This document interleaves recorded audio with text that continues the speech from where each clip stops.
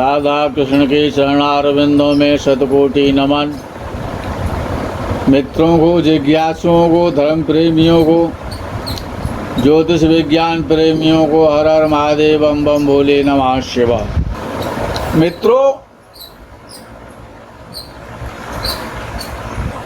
लगन कुंडली में लग्नेश बड़ा प्रधान और मुख्य और अत्यंत शुभ ग्रह होता है।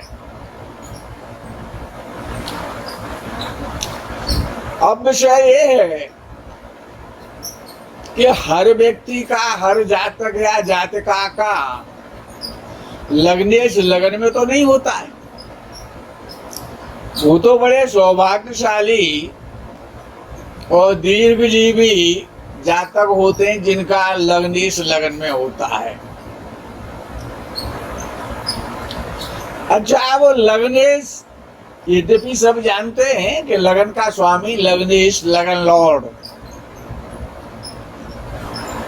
अब वो लगन लॉर्ड जो लग्नेश कहलाता है, वो लगन में बैठता है तो क्या फल देता है? द्वितीय भाव में बैठता है लगन का स्वामी तो क्या फल देता है? तृतीय भाव में लगन का स्वामी बैठता है तो क्या फल देता है?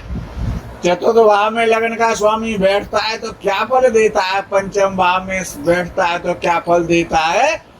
और षष्ठ और सप्तम में बैठता है तो क्या फल देता है?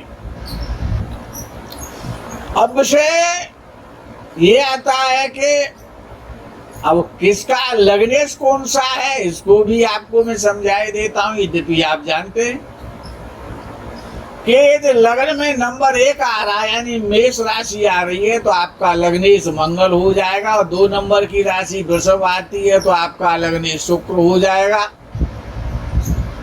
वो यदि आपके लगन में 3 नंबर की राशि आती है तो बुध बन जाता है। 4 नंबर की राशि आती है तो चंद्र बन जाता है। 5 नंबर की राशि आती है लगन में तो आपका लग्नेश सूर्य हो जाता है। 6 नंबर की में बुध बन जाएगा और 7 नंबर की पुनः शुक्र बन जाएगा।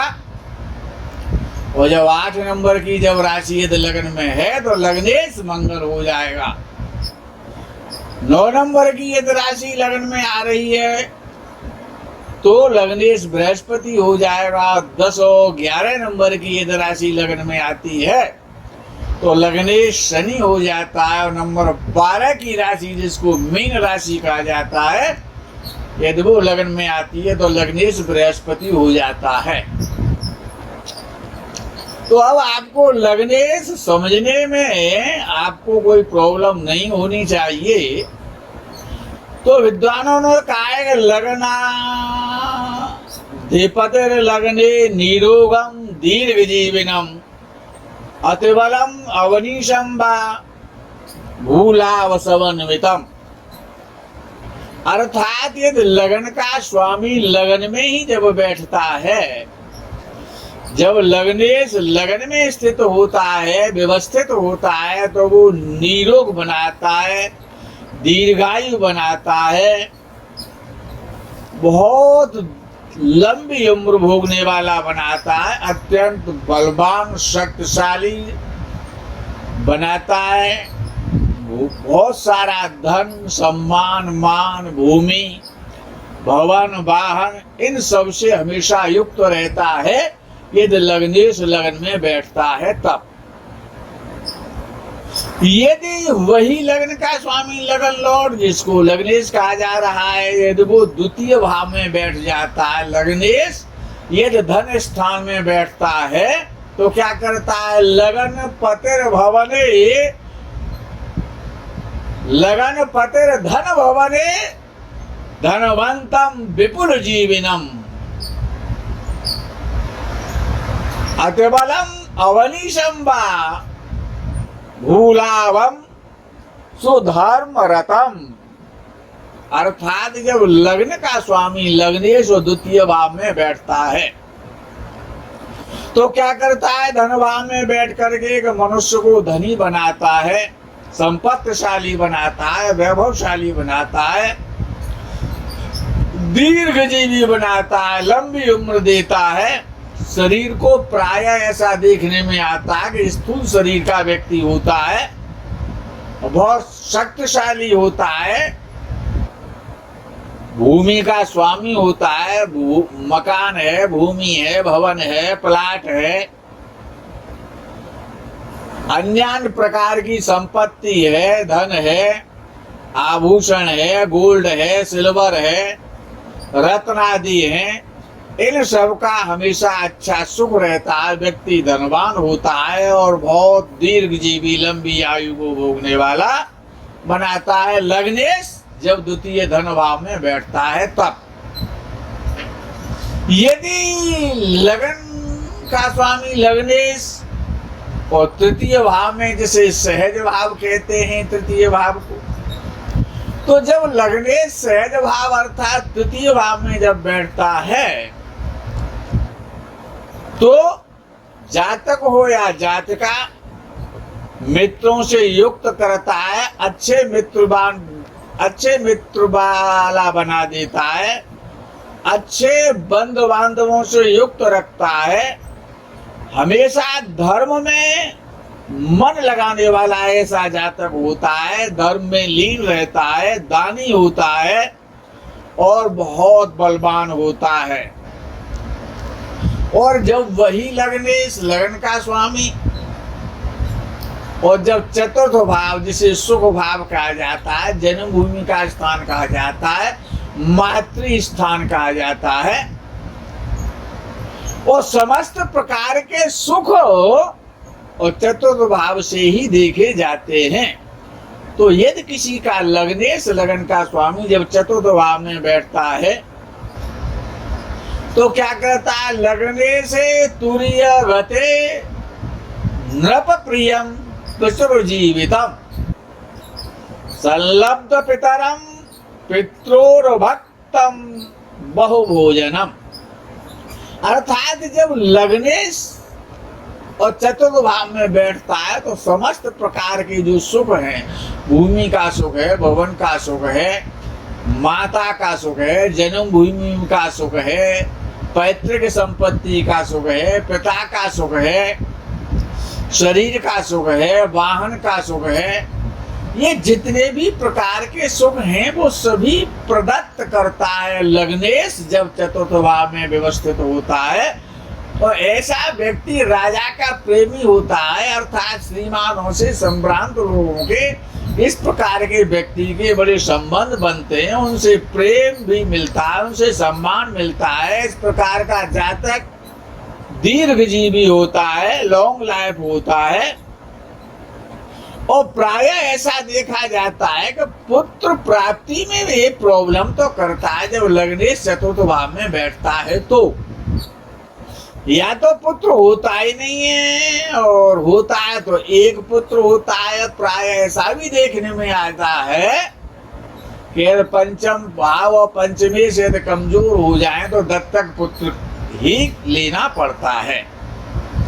लेकिन ऐसा जातक माता और पिता का भक्त होता है और कम भोजन करने वाला होता है, समस्त प्रकार के सुखों का भोग करता है, धार्मिक होता है, पितरों में अपना ध्यान रखता है, पितरों की सेवा, विद्वानों की सेवा, और समाज से भी होता है, समाज से उसको काफी सम्मान मिलता है। और ये वही लग्न का स्वामी लग्नेश और पंचम भाव में बैठता है, जिसे सुत भाव कहा जाता है, पुत्र भाव कहा जाता है।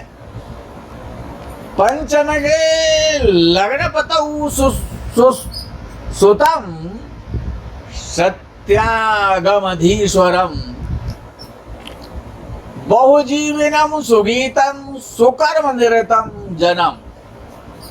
अर्थात ये लग्नेश, लगन का स्वामी पंचम भाव में किसी का बैठा हुआ है तो अच्छे और सुंदर पुत्र देता है। पुत्र बड़े आज्ञाकारी होते हैं, और ऐसा जातक कि जो भी पुत्र संतान होती है या जो कन्या संतान होती है वो बड़ी सुंदर होती है, दानी होता है। इस प्रकार का व्यक्ति बड़ा ख्याति प्राप्त होता है, समाज में उसका सम्मान रहता है। अच्छे श्रीमान लोगों से, धनपति लोगों से, राजनेताओं से उसके संबंध रहते हैं। जातक दीर्घजीवी होता है और प्राय गान विद्या का, फिल्में देखने का, पर्यटक स्थलों में जाने का उसको शौक होता है, और हमेशा ऐसा व्यक्ति धर्म में रुचि रखता है और अच्छे अच्छे जीवन में उत्तम कर्म करने वाला व्यक्ति होता है। वही लग्नेश और भाग्यवशात और षष्ठ भाव में चला गया, जो रोग का स्थान है, ऋण का स्थान है, शत्रु का स्थान है। तो रिपु भवने लगने से निरोगम भूमि लाभम च सबलम कृपणम धनेन मरगनम सुकर्म पक्षान्वितम। अर्थात लग्नेश यदि षष्ठ भाव में, 6 हाउस में बैठा हुआ है, तो मनुष्य प्राय आरोग्य रहता है, निरोग रहता है, भूमि लाभ करने वाला होता है, न्यायालय से, भूमि से, शत्रुओं से धन प्राप्त करने वाला होता है, लेकिन कंजूस होता है, कृपण होता है। धनवान होता है, शत्रुओं का नाश करने वाला होता है और सुंदर आचरण से युक्त होता है। और ये वही लगन भाव का स्वामी यदि सप्तम भाव में बैठ जाता है, पत्नी के भाव में, 7वें भाव में, तब क्या करता है? प्रथम पतौ सप्तमगे तेजस्वी शीलवान तद भार्या सुशीला तेज कलता स्वरूपा। अर्थात यदि लगन का स्वामी सप्तम भाव में बैठा हुआ है तो मनुष्य तेजस्वी होता है, अच्छा स्वभाव वाला होता है, उसकी स्त्री भी सुशीला और गुणवती होती है, रूपशालिनी होती है, तेजस्विनी होती है, व्यापार से उसको अच्छा धन कमाने का अवसर मिलता है, जिसका लग्न सप्तम भाव में बैठता है। और यदि वही लगने से अष्टम भाव में बैठ जाता है तो क्या करता है? लग्न पतावष्टमगे कृपणो धन संचयितु दीर्घायु क्रूरे खचरे काण सौम्ये पुरुषो। अर्थात यदि लगन का स्वामी अष्टम भाव में किसी का बैठा हुआ है, किसी की भी लगन कुंडली में, तो मनुष्य कृपण स्वभाव का हो जाता है, दान नहीं करना चाहता है और धन को बचा बचा के रखने वाला होता है। धन को संचय तो कर लेता है लेकिन खर्च नहीं करना चाहता, बड़ा कृपण बुद्धि का हो जाता है और लंबी उम्र तो उसकी हो जाती है, दीर्घायु होता है।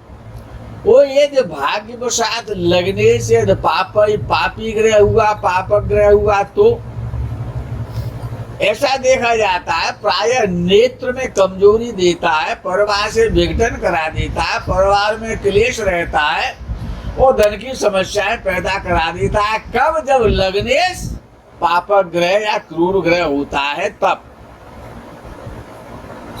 और यदि शुभ ग्रह है और लग्नेश है तो व्यक्ति को रूपवान बनाता है, तेजस्वी बनाता है और गुणी बनाता है, लेकिन कृपणता तो उसमें रहती है। और यदि वही लग्न का स्वामी लग्नेश यदि भाग्य भाव में, नवम भाव में पहुंच जाता है तब क्या करता है?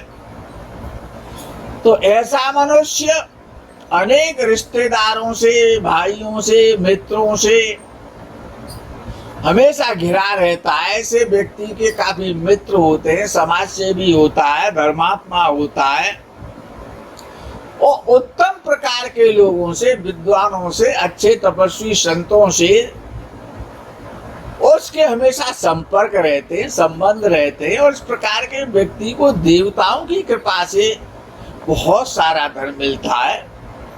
देवताओं की अर्चना में, साधना में हमेशा वो लीन रहता है, देवताओं को मानने वाला होता है। अनेक बड़े अच्छे श्रेष्ठ लोगों से उसकी मित्रता रहती है, अच्छे स्वभाव वाला होता है और अच्छे कर्मों का करने वाला होता है, लोगों में हमेशा वो प्रसिद्धि प्राप्त करता है, समाज से उसको सम्मान मिलता है, और ऐसा पुरुष बड़ा तेजस्वी होता है। यदि लग्न का स्वामी लगने से दशम भाव में कर्म स्थान में बैठ जाता है तो मनुष्य क्या करता है कि वो कर्म स्थान तो राजस्थान है, सत्ता प्राप्ति का स्थान है, तो राजा से उसको बड़ा सम्मान मिलता है, और स्वयं भी प्रायः कोई बड़ा अफसर अधिकारी या राजनेता कोई बड़ा समाज सेवी बनता है और समाज सेवा करता है, धनी बनता है, यशस्वी होता है, दिग दिगंत में उसकी ख्याति होती है, बड़ा बुद्धिमान होता है, अच्छे कर्म करने वाला होता है, यज्ञ याग आदि तीर्थ आदि करने वाला होता है, और बहुत अच्छे स्वभाव का, माता का, पिता का, गुरु का, देवताओं का हमेशा भक्त होता है, उनका सम्मान करता है, उनका आदर करता है, अच्छे कर्मों में, माता पिता की सेवा में, समाज की सेवा में हमेशा संलग्न रहता है, और बहुत अच्छा यशस्वी और दीर्घायु ऐसा पुरुष होता है। यदि वही लग्नेश एकादश भाव में, जिसको लाभस्थान कहा जाता है, तो एकादश स्वस्थ तनुपः सुजीवितम सुत समन्वितम तेजः कलितं कुरुते पुरुषम बलिनम। अर्थात जब लग्नेश लाभ भाव में होता है तो बड़ा सुख पूर्वक जीवन यापन व्यतीत करने वाला व्यक्ति होता है, संसार में समस्त प्रकार के उसको सुख प्राप्त होते हैं, दीर्घायु होता है, पुत्रवान होता है, धनी होता है, प्रसिद्धि प्राप्त होता है, अपना कुल दीपक होता है, शक्तिशाली होता है, अच्छे वाहनों से, अच्छे मित्रों से, अच्छे मकान, अपने अच्छे कार्यों से, अच्छी आय से हमेशा प्रसन्न चित्त रहता है, और ऐसा व्यक्ति हमेशा सम्माननीय एक जातक होता है। और ये वही लगन का स्वामी लग्नेश और द्वादश भाव में चला जाए, द्वादशगे मूर्त पतौ कटुकवत कर्म परो शुभो नीचः माने सह गोत्रे वीरविदशगो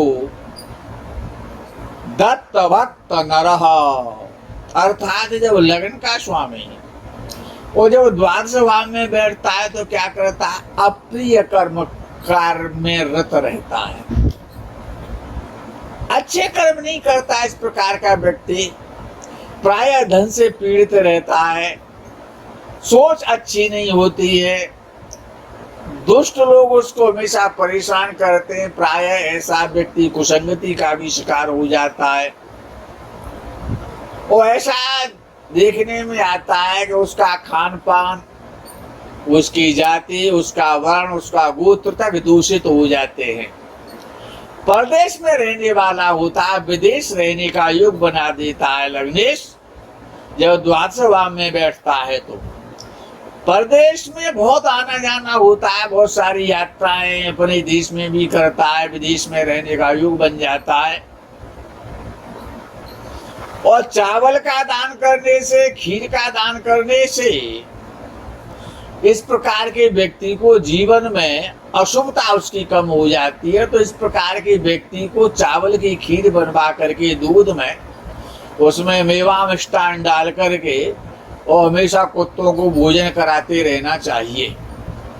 तो लग्नेश काफी मजबूत हो जाता, अशुभ फल नहीं देता। अन्यथा लग्नेश ये द्वादश भाव में किसी का है तो वो प्रायः हमेशा कष्टों से पीड़ित रहता है। ये कष्ट आपको कभी प्राप्त ना हो, उपायों को करना चाहिए। वर्षा तो होगी, लेकिन वर्षा में आपका कोई कार्य है, यदि आपको जाना है तो उपाय आपके लिए एक छाते का काम करते हैं, छत्र का काम करते हैं। इसलिए अच्छे उपायों को हमेशा करना चाहिए। जो ऋषि परंपरा के जो दैवीय उपाय हैं उनको हमेशा बुद्धिमान व्यक्तियों को करते रहना चाहिए। मित्रों, आज के प्रकरण में इतना ही। आगे के प्रकरण का आपको इंतजार रहेगा। तब तक के लिए हर हर महादेव, बम बम भोले नमः शिवाय, जय गो माता की।